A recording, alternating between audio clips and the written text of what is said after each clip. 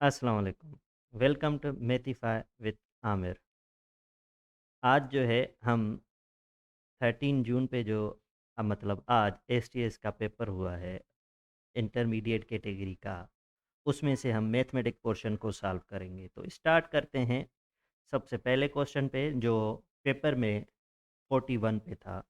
The value of square root of 5 divided by 5 1/2। अब paper जो मुझे मिला है या जो सोशल मीडिया पे सर्कुलेट कर रहा है, तो उसमें से मुझे ये समझ में आया कि बीच में स्क्वायर रूट है। हो सकता है कि ये मेरी मिस्टेक हो, ठीक है? अगर ना हो डिवाइड के हिसाब से, क्योंकि डिवाइड के हिसाब से मैंने देखा तो ऑप्शन मौजूद था, इसीलिए मैं कह रहा हूँ, ठीक है? तो अब इसको हम सॉल्व कैसे करेंगे? सबसे पहले देखें, मैं इसको ऐसे लिखूँ कि स्क्वायर रूट ऑफ 5, ठीक है? डिवाइडेड बाय, अब जो पावर 1/2 होता है, इसका भी मतलब होता है स्क्वायर रूट। तो मतलब square root of 5 divided by square root of 5। इसको मज़ीद अगर मैं आसानी करके लिखूँ तो इसको ऐसे लिख सकते हैं कि डिवाइड का मतलब है कि स्क्वायर रूट ऑफ 5, डिवाइड का मतलब अपान में स्क्वायर रूट ऑफ 5, ठीक है? तो अब क्या हो जाएगा? ये 5 स्क्वायर रूट कैंसल हो जाएँगे, तो यहाँ पे भी 1 और यहाँ पे भी 1, 1/1 जो कि 1 के बराबर होता है। तो इसका मतलब आपके पास जो पेपर में सी ऑप्शन था वो करेक्ट था, ठीक है? अब आते हैं क्वेश्चन नंबर 2 पे, 42। The value of log 5 8 base square root of 5। तो सबसे पहले हम मैंने बताया था कल भी ये सेम ऐसा ही क्वेश्चन आया था लॉग का। उसमें 7 था लेकिन रूट जो है वो किसी यहाँ पे था रूट वाली वैल्यू और यहाँ पे रूट वाली वैल्यू नहीं थी, ठीक है? तो सबसे पहले हमें क्या करना पड़ेगा, इसको जो है वो एक्सपोनेंशियल फॉर्म में लिखना पड़ेगा, ठीक है? तो इज इक्वल टू, अगर हमें कोई चीज़ फाइंड करनी है, सपोज हम कर लेते हैं वो एक्स होगी। तो इसको जब हम एक्सपोनेंशियल फॉर्म में लिखेंगे तो एक्सपोनेंशियल फॉर्म में इसको ऐसे लिखेंगे कि ये हमारा कहलाता है बेस। तो 5 हमारा बेस, और इज इक्वल के इस तरफ जो भी चीज़ होती है लॉग के वो एक्सपोनेंट होती है, पावर होती है, मतलब power x is equal to, ये हमारी चीज़ इज इक्वल के दूसरी तरफ एक्सपोनेंशियल में चली जाती है 5। अब लॉग को एक्सपोनेंशियल फॉर्म में कन्वर्ट करना या एक्सपोनेंशियल फॉर्म को लॉग में कन्वर्ट करना, इस पे एक पूरी वीडियो बनी हुई है जिसकी लिंक मैं डिस्क्रिप्शन में दे दूंगा, उसको आप समझ लीजिएगा। ये मैं सिर्फ सॉल्व कर रहा हूँ क्योंकि वो पूरा एक्सप्लेन करते जाएंगे तो फिर ये वीडियो जो है 1 घंटे से ऊपर की हो जाएगी। तो अब आते हैं हम क्या करेंगे। हमने ऊपर देख लिया, आपने ध्यान से देखें तो 1/, स्क्वायर रूट 1/2 की जगह पे हमने स्क्वायर रूट दिया था। तो अगर हमारे पास स्क्वायर रूट है तो उसकी जगह पे पावर में हम 1/2 लिख सकते हैं। तो मतलब मैं इसको ऐसे लिख सकता हूँ, 5 power 1/2 whole power x is equal to 5, ठीक है? अब पावर के ऊपर पावर है तो ये हमारे पास एक बेसिक रूल है लॉ ऑफ क्वोशिएंट में, तो वो मल्टीप्लाई होते हैं। तो इसको मैं ऐसे लिख सकता हूँ, जब ये मल्टीप्लाई होंगे x मल्टीप्लाई बाय 1 तो ये क्या हो जाएगा, 5 x upon 2 is equal to 5। अब हमारे पास क्या है, बेस दोनों में सेम है। अगर बेस सेम हो और इक्वल की कंडीशन हो तो हम कहते हैं कि ज़रूर इनके पावर्स भी सेम होंगे। इधर पावर 1/2 है, इधर कुछ भी नहीं है, तो पावर क्या है, 1 है। हम कहेंगे कि ये पावर भी सेम होने चाहिए, तो इसका मतलब कंपेयरिंग दी बेसिस, ठीक है? तो जब हम कंपेयरिंग दी बेसिस करेंगे, सॉरी, कंपेयरिंग दी पावर्स, क्योंकि बेस अगर सेम है तो पावर्स को कंपेयर करेंगे, तो क्या हो जाएगा, एक्स अपान 2 भी बराबर होना चाहिए जो इस साइड पे पावर है उसके, मतलब 1 के। अब 2 यहाँ पे डिवाइड कर रहा है, इधर लेके आएँगे तो क्या करेगा, मल्टीप्लाई करेगा। तो 2 यहाँ पे 1 से जब मल्टीप्लाई करेगा तो x इज़ इक्वल टू 2 1 ज़ा 2, तो x की वैल्यू हो गई 2। अब हम देखेंगे ऑप्शन कौन-सा सही था इसका, तो बी ऑप्शन सही था। बी ऑप्शन में आपके पास 2 लिखा हुआ था, तो इसका जो करेक्ट ऑप्शन था वो था बी, ठीक है? अब आते हैं क्वेश्चन नंबर 43 पे। अब कल भी सेम ऐसा ही क्वेश्चन आया था, उसमें टेन और कॉट था, इसमें साइन और कॉस है, ठीक है? तो जब तक आपको ये वैल्यूज़ पता नहीं होंगी कि भाई आपके पास ये साइन 30 किसके बराबर है एंगल, या कॉस 60 एंगल किसके बराबर है, तो इसको आप सिंपलीफाई नहीं कर सकते, ठीक है? तो आपने क्या करना होगा, सबसे पहले अब टेबल कोई मुश्किल काम नहीं है, 1 मिनट में आप टेबल रफ पेज पे बना सकते हैं और वहाँ से वैल्यू निकाल सकते हैं। अब उसका भी एक वीडियो बना हुआ है, उसकी भी मैं लिंक डिस्क्रिप्शन में दे देता हूँ या लास्ट में एड कार्ड्स में दे देता हूँ, वहाँ से आप क्लिक करके उसको देख सकते हैं, समझ सकते हैं। मैं जल्दी जल्दी में यहाँ से जस्ट टेबल बनाता हूँ। तो सिंपल हम टेबल जो बनाते हैं साइन, कास और टेन की बनाते हैं, ठीक है। और एंगल्स हमारे पास यहाँ पे 0 होता है, फिर 30, फिर 60, सॉरी 45, 60, देन 90, ठीक है। तो साइन जो 0 डिग्री होता है वो 0 के बराबर होता है, ठीक है। और कास 1/2 के 30 पे, और सॉरी साइन 30 डिग्री, और साइन 45 डिग्री जो होता है वो 1/√2 के बराबर होता है। और हमारे पास जो कास ओ सॉरी साइन 60 होता है वो √3/2 के बराबर होता है, और साइन 91 के बराबर होता है। अब इसको जब हम उलट करेंगे, कास के लिए लिखेंगे तो हम इसको सिर्फ उलट कर देंगे, यहाँ से लिखना स्टार्ट करेंगे 1/√3/2, ठीक है।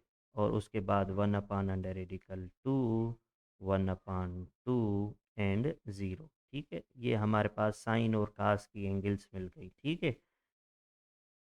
अब हमें कौन सी एंगल चाहिए, साइन 30। तो देखें साइन 30 किसके बराबर है, 1/2 के, तो इसकी जगह पे हम रख दें 1/2 प्लस कॉस 60 किसके बराबर है, कॉस 60 भाई बराबर है 1/2 के, तो 1/2 रखें। तो कल भी हमने क्वेश्चन एक सॉल्व किया था, तो उसमें यही था लास्ट वीडियो में कि अगर बेसिस सेम हो, ओ सॉरी डिनोमिनेटर सेम हो, तो डिनोमिनेटर सेम रहेगा, जस्ट न्यूमरेटर्स को हम ऐड करेंगे। तो 1 + 1 क्या हो जाएगा, 2। तो 2/2 कैंसिल करेंगे तो 1 हो जाएगा। तो इसका आंसर कौन सा सही था, 1। और वो कौन सा ऑप्शन था, वो आपके पास सी ऑप्शन था, ठीक है। अब टेबल मैंने ये जल्दी जल्दी में बनाई है, इसको पूरा एक्सप्लेन किया गया है वीडियो में, ठीक है। तो आप वो वीडियो जो है वो सर्च कर सकते हैं। अब आते हैं क्वेश्चन नंबर 44 पे, the value of 31 square minus 29 square. ये सिंपली हमारे पास एक फार्मूला है जो हम 8th क्लास में और 7th क्लास में पढ़ते हैं, फिर तो मैट्रिक और 9th में भी आ जाता है, ठीक है। तो स्टार्ट जो है वो 7th क्लास से होता है, यहाँ 8th है वो formula, difference between two squares, जिसको हम कहते हैं कि भाई ए स्क्वायर माइनस बी स्क्वायर बराबर होता है किसके, ए प्लस बी और ए माइनस बी के, ठीक है। तो अब आप स्क्वायर करने जाएँ, लंबा प्रोसेस जाएँ, तो आप डायरेक्ट फार्मूला अप्लाई करके भी कर सकते हैं इसको। तो ए आपका यहाँ पे यूँ समझे 31 है, और बी आपका क्या है, वो 29 है, ठीक है। तो अब आपके पास फार्मूले के हिसाब से क्या होना चाहिए, ए प्लस बी मतलब 31 प्लस बी मतलब 29, एंड ए माइनस बी मतलब 31 माइनस 29, ठीक है। इनको सिंप्लीफाई करें, 31 प्लस 29, तो हमारे पास क्या हो जाएगा, अगर इन दोनों को ऐड करें तो 60 हो जाएगा। और इस ब्रैकेट में आंसर हमारे पास क्या आ जाएगा, 31 में से 29 माइनस करें तो हमारे पास जो आंसर आएगा वो 2 आ जाएगा, ठीक है। 60 × 2 क्या हो जाएगा, 120। तो हमारे पास जो आंसर होगा वो 120 होगा। और देखेंगे 120 ऑप्शन हमारे पास कौन सा था, वो था ए में 120, ए ऑप्शन जो है वो करेक्ट था। अब आते हैं क्वेश्चन नंबर 45 पे, the value of 4/5 is equivalent to. अब ये हमारे पास 4/5 फ्रैक्शन है, हमें कह रहा है कि ये जो है किसके इक्विवेलेंट है, ठीक है।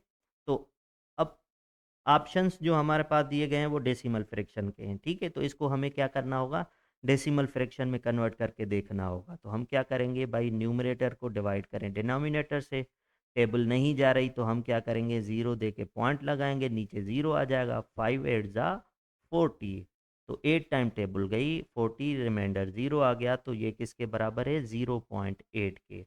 ऑप्शन में देखें तो भाई कौन सा ऑप्शन सही था, 0.8 के हिसाब से सी ऑप्शन वाज करेक्ट, ठीक है। अब आते हैं क्वेश्चन नंबर 44 और 46 पे, the friction 21/4 can be expressed into mixed friction is. अब ये हमारे पास इम्प्रॉपर फ्रिक्शन है, ठीक है। और इम्प्रॉपर फ्रिक्शन को हम मिक्स्ड फ्रिक्शन में भी लिख सकते हैं, मिक्स्ड फ्रिक्शन या कंपाउंड फ्रिक्शन सेम चीज़, ठीक है। तो मिक्स फ्रैक्शन लिखने के लिए सेम वही तरीका, डिवाइड वाला ही करेंगे, लेकिन यहाँ पे पॉइंट लगाने की नौबत जहाँ पे आएगी तो वहाँ पे हम स्टॉप कर देंगे डिवीजन को, ठीक है। कैसे देखते हैं, 21/4, ठीक है। 4 की टेबल हम पढ़ते हैं 21 पे, तो 4 5 ज़ा 20, तो हमारे पास रिमाइंडर क्या आ गया 1, 1 पे 4 की टेबल नहीं जा रही तो हमें डेसिमल लगाना चाहिए, लेकिन हम यहाँ पे स्टार्ट कर देंगे, ठीक है। तो कितने दफ़ा टेबल गई, 5 दफ़ा टेबल गई, तो 5 होल, रिमाइंडर क्या बचा 1, तो ये 1 अपान, जो अपान पहले था वही डिनोमिनेटर वही रहेगा 4, तो 5 होल 1 अपान 4 आपका करेक्ट ऑप्शन होगा। और ये जो था कौन सा ऑप्शन था, बी ऑप्शन था। अब आते हैं क्वेश्चन नंबर 47 पे, the value of 20% of 30 and 25% of 60। तो चले इसको सिंप्लीफाई करते हैं। तो सबसे पहले 20% ऑफ 30, 20% की साइन का मतलब है अपान में 100, तो मैंने अपान में 100 लिख दिया, ठीक है। ऑफ मतलब मल्टीप्लाई 30, इसको ब्रैकेट में बंद कर दिया मैंने, प्लस अब क्या कह रहा है 25%, तो 25% का मतलब अपान में 100, 25 अपान 100, ऑफ का मतलब मल्टीप्लाई 60, ठीक है। सिंप्लीफाई करते हैं, तो सिंप्लीफाई करते वक्त ये ज़ीरो में कैंसिल और ये ज़ीरो इस ज़ीरो में कैंसिल, तो 2 3 जा 6 बचा यहाँ पे, प्लस देखते हैं यहाँ पे क्या आंसर आता है हमारे पास। तो इधर सिंप्लीफाई करने के लिए 25 वन ज़ा 25, 25 फोर ज़ा 100, डायरेक्ट 25 की टेबल हमने पढ़ ली है, ठीक है। तो अब आ गया 4 और 60 पे टेबल पढ़ें, तो 4 वन ज़ा 4, 4 वन ज़ा 4, 2 बचेगा यहाँ पे, तो 2 और 0 20, 4 5 ज़ा 20, 15 बच गया, 15 मल्टीप्लाई बाय 1 तो 15, 15 प्लस 6 हमारे पास क्या हो जाएगा 21, ठीक है। इसका जवाब आ गया 6 और इसका 15, तो 6 प्लस, बीच में प्लस की साइन है, 6 प्लस 15 इज इक्वल टू 21। अब देखेंगे 21 हमारे पास कौन सा ऑप्शन था, और वो ऑप्शन था हमारे पास ए, तो ए ऑप्शन जो है वो सही था। अब आते हैं क्वेश्चन नंबर 45 पे। 45 कह रहा है कि भाई 10 centimetre is dash fraction of 1 metre. अब 1 मीटर के हिसाब से 10 सेंटीमीटर को फ्रिक्शन में लिखना है, तो सबसे पहले हम देखेंगे कि 1 मीटर में जो होते हैं वो 100 सेंटीमीटर होते हैं, ठीक है। तो हम क्या करेंगे, मीटर को पहले सेंटीमीटर में लिखेंगे, तो 1 मीटर मतलब 100 सेंटीमीटर, ठीक है। और न्यूमरेटर में क्या रखेंगे, जिसको हम फ्रैक्शन में लिखना है वो था 10, ठीक है। तो ज़ीरो ज़ीरो में कैंसिल, तो आंसर हमारे पास क्या आ गया 1/10। तो अब 1/10 ऑप्शन में चेक करने जाएंगे, कौन सा ऑप्शन है आपके पास, वो ऑप्शन था बी, तो बी ऑप्शन वाज करेक्ट, ठीक है। अब आते हैं क्वेश्चन नंबर 49 पे, the proper fraction in the following list. अब लिस्ट क्लियर मुझे नहीं थी, लेकिन जितना मुझे लग रहा है कि डी ऑप्शन में ये लिखा हुआ था शायद 1/3, तो यही प्रॉपर फ्रैक्शन है। अब मैंने कल वाली वीडियो में भी एक्सप्लेन किया था प्रॉपर फ्रैक्शन, अभी भी बता देता हूँ। तो प्रॉपर फ्रैक्शन क्या होता है, सपोज आपके पास एक फ्रैक्शन है 2/3, ठीक है। तो आपको प्रॉपर और इम्प्रॉपर देखना है, तो आप क्या देखें, उसका न्यूमरेटर, इसको हम न्यूमरेटर कहते हैं, ठीक है। सॉरी यहाँ ई आ गया है, इसको मैं मिटा दूं पहले।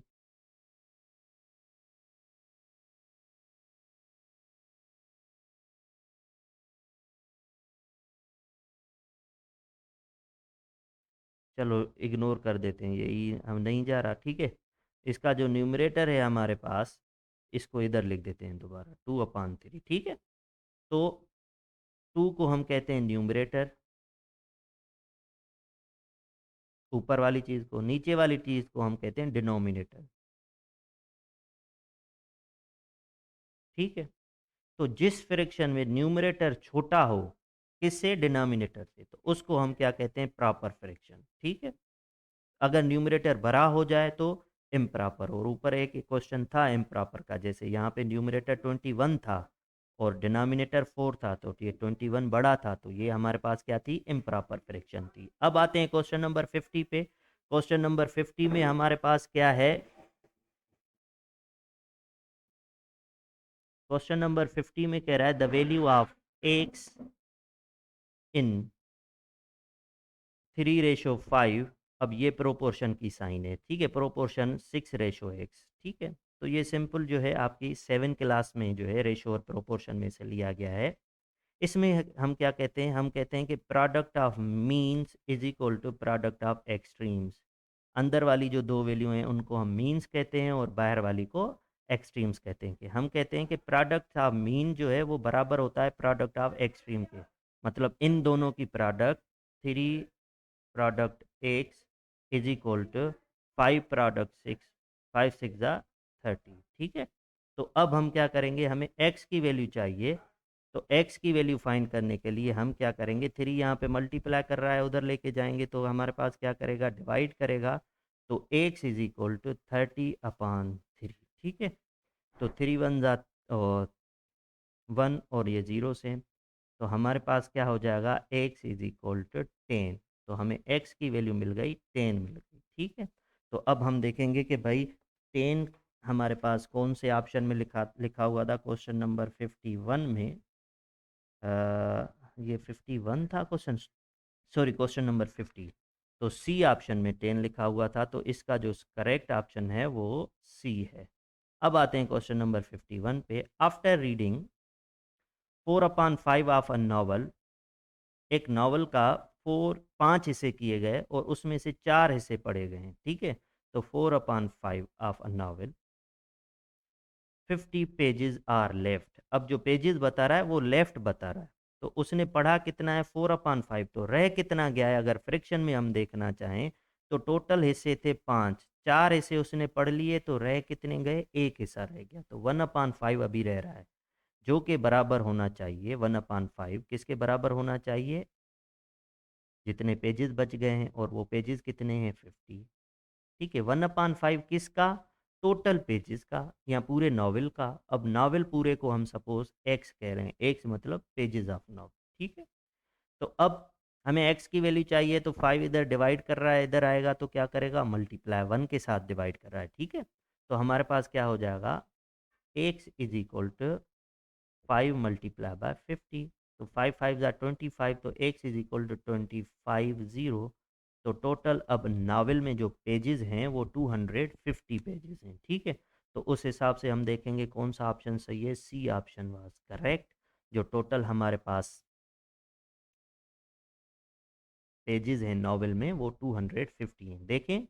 अब ये क्वेश्चन तो कल भी सेम यही क्वेश्चन आया था 12 तारीख, 12 डेट में भी, ठीक है। लेकिन उसमें बुक का था, इसमें नावल का है, उसमें फ्रिक्शन कुछ चेंज थी, इसमें चेंज है, लेकिन बात वही कर रहा था लेफ्ट वाली। और हमें बता कौन सी फ्रिक्शन रहा था, रीड वाली, ठीक है। तो कुछ बच्चे डायरेक्ट रीड वाली फ्रिक्शन के इसको इक्वल टू 50 कर देते हैं, ठीक है, लेफ्ट के बराबर, तो वो क्वेश्चन आपका गलत हो जाएगा वहीं पे ही, ठीक है। तो यहाँ पे ध्यान से स्टेटमेंट को पहले पढ़ना है, फिर देखना है कि हमने रीड किए हैं लेकिन हमें पेजेस बता रहा है रिमेनिंग, तो रिमेनिंग फ्रैक्शन आपने लिखनी होगी, ठीक है। अब आते हैं क्वेश्चन नंबर 52 पे। Two drums are full of wheat, weight 8032 kg, जिनका जो वेट है वो 8032 kg है, दो ड्रम हैं और वो जो है वीट के भरे हुए हैं। इफ ईच, अब यहाँ पे देखना, टू की बात कर रहा था और फिर ईच कह रहा है, ठीक है, ईच मतलब हर एक। Each empty drum weights 1749 kg, मतलब हर ड्रम का जो वेट है, ठीक है, एम्प्टी ड्रम का वेट वो 1749 kg है। The weight of wheat in both drums, और दोनों ड्रम्स में बताओ कि वीट का वेट कितना है, ठीक है। पहले तो ये दोनों ड्रम्स का टोटल वेट है, तो मतलब उस ड्रम के अंदर जो वीट है या जो ड्रम का अपना वेट है, दोनों काउंट हो करके बताया गया है, ठीक है। तो इस टोटल में से हम ड्रम्स का जो वेट है वो माइनस करेंगे। तो एक ड्रम जो है 1749 के बराबर है। तो दो ड्रम कितने की जो वेट होगा वो कितना होगा, तो उसके लिए हम क्या करेंगे, इसको 2 से मल्टीप्लाई करेंगे, 1749 मल्टीप्लाई बाय 2। 2 9 ज़ा 18, 8 ऊपर 1, 1 कैरी करेंगे, 2 4 ज़ा 8, 8 एंड 1 9, 2 7 ज़ा 14, 4 एंड ऊपर 1, 2 1 ज़ा 2, 2 एंड 1 3। तो टोटल जो वेट है एम्प्टी ड्रम्स का वो 3498 kg है। तो टोटल वीट के समेत जो ड्रम्स का वेट था वो 8032 था। उसमें से हम ड्रम्स का वेट जो है वो माइनस कर देंगे 3498, देखेंगे रिमाइंडर हमारे पास आंसर क्या आ रहा है। 2 में से 8 नहीं जा रहा तो इधर 2 रख के 1 इधर लेके देंगे, 12, 12 में से 8 जाएगा तो 4, यहाँ पे 2 बचा, 2 में से 9 नहीं जा रहा तो 1 इधर से कैरी करेंगे, इधर तो 0 है तो यहाँ से कैरी करेंगे, इधर आ गया 7, इधर आ गया 1 तो 10, यहाँ पे 9, 1 इधर कैरी करके ले गए तो 12, 12 में से 9 चला गया तो हमारे पास 3, 9 में से 4 गया तो 5, 7 में से 3 गया तो 4, तो 4534 केजी जो है वो व्हीट का वेट है। ठीक है, तो अब देखते हैं कि ये जो है हमारे पास कौन सा ऑप्शन सही में लिखा हुआ है, 4534, और ये जो है हमारे पास डी ऑप्शन था। तो डी ऑप्शन जो है वो करेक्ट था। अब आते हैं क्वेश्चन नंबर 53 पे। द डिफरेंस बिटवीन लार्जेस्ट, अब ये कल भी क्वेश्चन था, कल वाले वीडियो में भी आप देख सकते हैं, लार्जेस्ट स्मॉलेस्ट 3 डिजिट नंबर। लेकिन यहाँ पे एक चीज का फर्क है, यहाँ पे कह रहा है even, the difference between largest even 3 digit number. तो पहले तो हमें लार्जेस्ट इवन 3 डिजिट नंबर देखना होगा, एल मतलब लार्जेस्ट। ठीक है, अब इवन 3 डिजिट नंबर, पहले तो हम देखें डिजिट हमारे पास 0, 1, 2, 3, 4, 5, 6, 7, 8, 9 ये डिजिट होते हैं। इनको कम अरेंज करके हमें लार्जेस्ट नंबर बताना होगा। अब इवन नंबर कौन सा होता है? इवन वो होता है जिनके लास्ट में या तो 0 हो, या 2 हो, या 4 हो, या 6 हो, या 8 हो। ठीक है, ये 9 मैं इधर लिख देता हूँ, या 8 हो, ये इवन कहलाते हैं। तो अब हमें जो भी लार्जेस्ट नंबर लिखना होगा या स्मॉलेस्ट नंबर हो लिखना होगा, उसके लास्ट में इनमें से कुछ होना चाहिए। ठीक है, आगे वाली दो वैल्यू कुछ भी हो। अब आते हैं लार्जेस्ट के लिए, तो लार्जेस्ट के लिए पहली पहली जो वैल्यू रखेंगे 100 पोजीशन पे, 3 डिजिट नंबर है तो पहली वैल्यू 100 वाली होगी, वो लार्जेस्ट नंबर होना चाहिए, और लार्जेस्ट नंबर क्या है? 9। 10th प्लेस पे भी हमारे पास लार्जेस्ट नंबर होना चाहिए, तो वो भी हमारे पास क्या है? 9। अब हम लार्जेस्ट नंबर लिखना है तो यूनिट प्लेस पे भी लार्जेस्ट नंबर होना चाहिए, और लार्जेस्ट नंबर तो है 9। लेकिन उसने क्या कहा है, हमारे पास इवन नंबर लिखना है। तो 9 के बाद हम देखेंगे, या 9 से पीछे आएंगे, इवन नंबर कौन सा है, और वो क्या है? 8। तो 998 जो है वो लार्जेस्ट इवन नंबर है किसका? 3 डिजिट का। अब आते हैं स्मॉलेस्ट इवन नंबर लिखेंगे। अब लार्जेस्ट में 9 लिख रहे, तो आप में से कुछ कहेंगे स्मॉलेस्ट में 0 लिखेंगे। नहीं, 0 अगर लिखेंगे तो हमारे पास वो 100 में वैल्यू नहीं होगी, 3 डिजिट में नहीं होगी, क्योंकि 0 की तो कोई वैल्यू ही नहीं। तो पहले तो हमें 1 लिखना होगा। ठीक है, अब 1 के बाद लार्जेस्ट स्मॉलेस्ट नंबर कौन सा है? 0, और स्मॉलेस्ट 0। तो 3 डिजिट का छोटे में छोटा नंबर 100 है इवन, और 3 डिजिट का बड़े में बड़ा नंबर इवन जो है वो 998 है। अब इन दोनों का हमें क्या कह रहा है? डिफरेंस बताना है, द डिफरेंस बिटवीन। ठीक है, तो मतलब 998 में से 100 को माइनस कर दें, तो ये क्या हो जाएगा? 898। अब हम आते हैं ऑप्शन में, 898 जो है कौन से ऑप्शन में लिखा हुआ था? वो था बी ऑप्शन में, तो बी ऑप्शन वाज करेक्ट। ठीक है, अब आते हैं क्वेश्चन नंबर 54 पे। A men's age is 3 times his son's age, मतलब अगर उसके बेटे एस मतलब सन की एज एक्स है, तो उस एक आदमी है, उसकी एज जो क्या होगी? 3 टाइम ज़्यादा है, तो मतलब उसकी एज 3x होगी। अब आते हैं आगे, 10 years अगो, 10 साल पहले। अब जब भी पहले की बात करें, बिफोर की बात करें तो हम ऐड करते हैं, और जब पहले की बात करें तो उतना हमें माइनस करना होगा दोनों की एज से। अब 10 years अगो मतलब 10 साल पहले, तो 10 साल पहले मतलब एक्स में से भी 10 माइनस करें, सन की एज में से, और मैन की एज में से भी 3x में से भी 10 माइनस करें, मतलब 10 साल पहले ये भी 10 साल छोटा था, ये भी 10 साल छोटा, तो दोनों में 10 माइनस कर दें। अब आगे स्टेटमेंट को करें, ago his age was 5 times his son's age. अब हमें इक्वेशन बनानी है किसके हिसाब से? His age was 5 times his son's age. 10 साल पहले की दोनों की एजेस ये हो गई, सन और मैन की। अब हमें कह रहा है कि जो मैन की एज थी वो 5 टाइम ज़्यादा थी सन से, तो दोनों को अगर हमें इक्वल रखना है, कंपेयर करना है, तो हम क्या करेंगे? बेटे की एज को भी 5 टाइम बढ़ा देंगे। तो कैसे होगा कि भाई 3x - 10, ठीक है, ये बंदे की एज, ये जो है इक्वल होनी चाहिए 10 साल पहले अगर बच्चे की एज से, तो ये बच्चे से 5 टाइम ज़्यादा था, तो बच्चे को भी 5 टाइम हम ज़्यादा कर देंगे, तो मल्टीप्लाई बाय 5x - 10। कुछ लोग गलती कर देते हैं, ये 5 जो है इधर मल्टीप्लाई करते हैं, कहते हैं कि भाई बड़ा तो मैन है, मतलब फादर बड़ा है ना, तो मल्टीप्लाई भी फादर की एज को करेंगे। तो अगर हमें वो तो बड़े की बात तो वो ऑलरेडी बता रहा है, लेकिन हमें इक्वल की कंडीशन रखनी है।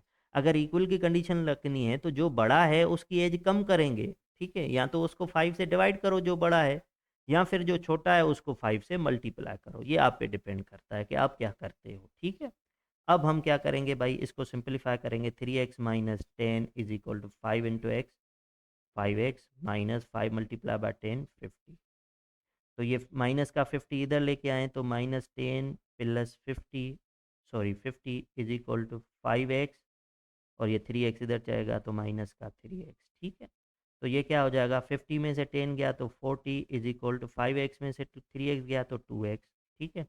तो यहाँ पे मल्टीप्लाई कर रहा है, इधर लेके आएंगे तो डिवाइड करेगा, ठीक है? ये मैं इधर लिख देता हूँ कि भाई 40/2 is equal to x, 2 one ज़ा 2, 2 टू ज़ा 4, ये 20 बच गया तो 20 इज इक्वल टू एक्स की वैल्यू मिल गई 20, और एक्स क्या था, सन की एज थी, और हमें बताना क्या है, द प्रेजेंट एज ऑफ सन। तो प्रेजेंट एज एक्स थी सन की, और एक्स की वैल्यू क्या आ गई, 20। तो हमारे पास जो ऑप्शन था वो 20 ऑप्शन सही था। अब देखते हैं कि 20 कौन से ऑप्शन में लिखा हुआ था। वो जो है वो 20 हमारे पास जो है आई थिंक डी ऑप्शन में लिखा हुआ था, ठीक है? तो डी वाज करेक्ट। अब आते हैं क्वेश्चन नंबर 54 पे। Two numbers are in the ratio of 5:4, if they differ by 8, the required numbers are. अब हमें कह रहा है कि दो नंबर्स को सिंप्लीफाई किया गया, रेशियो किया गया, तो दोनों का जो रेशियो आता है वो 5:4 आता है, और उन दोनों को जब डिफरेंस किया जाए तो वो किसके बराबर है, 8 के बराबर है, ठीक है? रिक्वायर्ड नंबर, अब इसके दो तरीके हैं। आपके पास जो भी नंबर हैं, पहले तो उनका डिफरेंस करके देखें किन किन का डिफरेंस 8 आ रहा है, फिर जिन जिन का डिफरेंस 8 आ रहा है उनको सिंप्लीफाई करें, जो 5:4 के बराबर आ जाए और डिफरेंस भी 8 आ जाए वो सही है। या फिर दूसरा तरीका जो मैं करता हूँ वो क्या है कि आप सपोज ये रिड्यूस किया गया है तो 5:1 और 4 आ गया, तो हम कहते हैं कि भाई ये 5x है, रेशो 4x है, ठीक है? इन दोनों का जो डिफरेंस है मतलब 5x माइनस 4x, और वो बराबर है किसके, 8 के। तो 5x में से 4x गया तो हमारे पास क्या बच गया, x इज इक्वल टू 8। तो x की वैल्यू क्या मिल गई, 8। इन दोनों की जगह पे x की वैल्यू पुट करो तो मतलब 5 8 रेशो 4 8, 5 8 जा 40 एंड 8 4 जा 32, ठीक है? तो हमारे पास जो नंबर हैं वो 40 और 32 हैं। अब आप देखेंगे ऑप्शन में 40 और 32 कौन से ऑप्शन में लिखा हुआ है, और ये 40 एंड 32 आई थिंक जो है वो ऑप्शन नंबर बी में लिखा हुआ था। तो आपके पास जो कौन सा ऑप्शन सही है, बी ऑप्शन वाज करेक्ट, ठीक है? अब आते हैं क्वेश्चन नंबर 56 पे। 56 में कह रहा है the sum of all the angles in triangle. तो आपके पास कोई भी ट्राइंगल हो, चाहे वो राइट एंगल ट्राइंगल हो, ठीक है, चाहे कोई और सा ट्राइंगल, एक थ्योरम है कि ट्राइंगल की जो तीनों एंगल्स होती हैं, ठीक है, इन तीनों को अगर ऐड किया जाए तो हमेशा ये जो सम होगा वो 180 डिग्री के बराबर होगा। ये थ्योरम है, ये 8 क्लास में है, ठीक है, 8 में भी है फिर मैट्रिक में भी है, ठीक है? तो डायरेक्ट इसका जो ऑप्शन है वो कौन सा सही था, बी, ठीक है? इसमें कोई कैलकुलेशन की बात ही नहीं थी। अब आते हैं क्वेश्चन नंबर 57 पे। अब सेम टू सेम ये कल भी क्वेश्चन आया था, ठीक है? इसमें उसमें कहा गया था कि कायदे आजम का पोर्ट्रेट है, उसकी एरिया ये है, वो स्क्वायर है, तो एक साइड की लेंथ बताओ। इसमें क्या कह रहा है कि square picture whose area is 625 centimetre square each side of the picture. मतलब स्क्वायर पिक्चर का मतलब है कि एक आपके पास ऐसे पिक्चर बनी हुई है और वो स्क्वायर है, मतलब उसकी चारों साइड्स आपस में इक्वल हैं, और उसकी जो एरिया है वो 625 है। बताओ तो हर एक साइड किसके बराबर होगी? तो इसका सिंपलीफाई ये होता है कि किसी भी स्क्वायर नंबर की आपको साइड चाहिए, एक लेंथ चाहिए, ठीक है, तो उसका स्क्वायर रूट फाइंड करो, 625 का square root. Square root by factorisation करेंगे, 625 फैक्टराइजेशन करेंगे। 5 पे 2 की टेबल भी नहीं जा रही, 3 की भी नहीं जा रही, तो हम क्या करेंगे, डायरेक्ट 5 की टेबल लगाएं। 3 की टेबल पढ़ने के लिए हम सबको प्लस करके टेबल पढ़ते हैं। तो 6 + 2 8, 8 प्लस 5 13, 13 पे 3 की टेबल नहीं जा रही, इसलिए मैंने डायरेक्ट 5 की कही। टेबल पढ़ें, 5 वन ज़ा 5, तो 6 में से 1 टाइम गई तो 1 बचा, 1 इधर 12, तो 5 टू ज़ा 10, 2 बचा, 2 इधर 25, 5 5 ज़ा 25। अगेन 5 की टेबल, 5 टू ज़ा 10, 2 इधर आ जाएगा 25, 5 5 ज़ा 25। अगेन 5 की टेबल, 5 5 ज़ा 25, अगेन 5 की टेबल, 5 वन ज़ा 5। तो हमारे पास कुछ कंडीशन ऐसी बन गई कि 5 मल्टीप्लाई 5 मल्टीप्लाई 5 मल्टीप्लाई 5। तो जब भी हम स्क्वायर रूट ख़त्म करते हैं तो पेयर बनाते हैं, इनका एक पेयर बनाएंगे, इनका भी एक पेयर बनाएंगे, और वो एक टाइम बाहर आएगा 5 मल्टीप्लाई 5। ये इसकी जगह पे बाहर आ गया, ये इसकी जगह पे। इनको मल्टीप्लाई करें, 5 मल्टीप्लाई बाय 5 तो क्या हो जाएगा 25। तो हर साइड की जो लेंथ है वो 25 है, ठीक है, 25 सेंटीमीटर। तो अब देखेंगे 25 सेंटीमीटर कौन से ऑप्शन में लिखा हुआ था, आप चेक करेंगे, ये शायद मैंने नहीं लिखा हुआ कि 25 किस ऑप्शन में था। आप देखें जिस ऑप्शन में 25 लिखा हुआ था वो करेक्ट है, ठीक है। अब आते हैं क्वेश्चन नंबर 58 पे। If 24 carat gold is 100% pure, अगर 24 कैरेट गोल्ड 100% प्योर है, the percentage of pure gold in 18 carat, अगर आप कोई चीज़ ले रहे हैं और वो 18 कैरेट गोल्ड है, तो बताओ कि वो कितना प्योर, उसकी कितनी परसेंट जो है प्योर होने की परसेंटेज है, ठीक है। तो अब हम क्या करेंगे, परसेंट बताना है, तो टोटल प्योरिटी जो है वो 24 कैरेट होता है, और हमारे पास क्या है 18, तो टोटल नीचे रखेंगे, जो हमारे पास चीज़ है उसको ऊपर रखेंगे और मल्टीप्लाई बाय 100 कर देंगे, ठीक है। अब हम इनको सिंप्लीफाई करने आएंगे, तो सिंप्लीफाई करते हैं, 2 की टेबल, 2 9 ज़ा 18 और यहाँ पे 12। अब अगर मल्टीप्लाई करें, रिड्यूस करें, शायद टेबल अगर करने से पहले हम ऐसे करते हैं, न्यूमरेटर को न्यूमरेटर से मल्टीप्लाई करें, तो 9 मल्टीप्लाई बाय 100, 900 डिवाइडेड बाय 12। अब आते हैं 900 को 12 से रिड्यूस करते हैं, तो भाई 900, सॉरी, डिवाइडेड बाय 12। 12 की टेबल हम 900 पे पढ़ेंगे, तो सबसे पहले 7 टाइम 84, 12 7 ज़ा 84, तो हमारे पास क्या बचेगा यहाँ पे 6 और 0। फिर 12 की टेबल 60 पे, 12 5 ज़ा 60, रिमाइंडर 0, कितना आ गया 75। तो हमारे पास क्या हो गया 75% प्योर होगा 18 कैरेट गोल्ड, और वो ऑप्शन कौन सा था, ए ऑप्शन था 27%। अब आते हैं क्वेश्चन नंबर 59 पे। The value of base in decimal number system. अब डेसिमल नंबर सिस्टम में जो बेस होता है वो होता है बेस 10, ठीक है। कल बाइनरी का पूछा था बेस, और बाइनरी का 2 होता है, डेसिमल का बेस 10 होता है, ठीक है। अब आते हैं 60 पे। The binary number 1111 can be expressed in decimal number system. इसको डेसिमल नंबर सिस्टम में हम कैसे लिख सकते हैं, ठीक है। तो सिंपल, इसको डेसिमल नंबर सिस्टम में लिखने के लिए आप क्या करेंगे, 1 मल्टी बाइनरी है तो 1 multiply by 2 plus 1 multiply by 2, जो भी 1 है उन सबको 2 से मल्टीप्लाई करेंगे और बीच में प्लस की साइन। अगर ज़ीरो होते तो ज़ीरो भी मल्टीप्लाई 2 करते, मतलब जो भी चीज़ डिजिट लिखा हुआ है उसको 1 multiply by 2 plus 1 multiply by 2। अब हम पावर देना स्टार्ट करेंगे राइट हैंड से, ज़ीरो से पावर देंगे 2 के ऊपर, 0 1 2 3। अब सिंप्लीफाई करें, 1 मल्टीप्लाई 2 पावर 3, मतलब 2 मल्टीप्लाई 2 मल्टीप्लाई 2, 2 2 ज़ा 4, 4 2 ज़ा 8, प्लस 1 मल्टीप्लाई 2 2 ज़ा 4, प्लस 1 मल्टीप्लाई 2 1 ज़ा 2, प्लस 1 मल्टीप्लाई 2 पावर 0 किसके बराबर है 1, तो 1 into 8 8, plus 1 into 4 4, plus 1 into 2 2, plus 1 into 1 1। इन सबको ऐड करेंगे तो हमारे पास क्या हो गया, 8 प्लस 4 12, 12 प्लस 2 14, 14 प्लस 1 15। तो डेसिमल नंबर सिस्टम में 15 के बराबर होगा, और वो हमारे पास ऑप्शन कौन सा सही था, सी ऑप्शन सही था, ठीक है। तो उम्मीद है ये सारे क्वेश्चन आपको समझ में आ गए होंगे, और मज़े की बात यह है कि तकरीबन कल के पेपर और आज के पेपर में देखें तो जस्ट वैल्यूज़ चेंज हैं या थोड़ी सी ट्रिक चेंज है, लेकिन सारे क्वेश्चन सेम टू सेम, जैसे परसेंटेज के जितने क्वेश्चन थे, proper fraction improper fraction, fraction को डेसिमल में कन्वर्ट करना, या पेजेस रीड वाला था, या सारे मतलब सेम टू सेम वही पैटर्न आ रहा है। तो जस्ट आपने क्या करना है, तैयारी कर देनी है अच्छे से, ये दोनों पास्ट पेपर सॉल्व कर दें जिनकी कल टेस्ट है। उम्मीद है समझ में आ गया होगा। अल्लाह हाफिज़।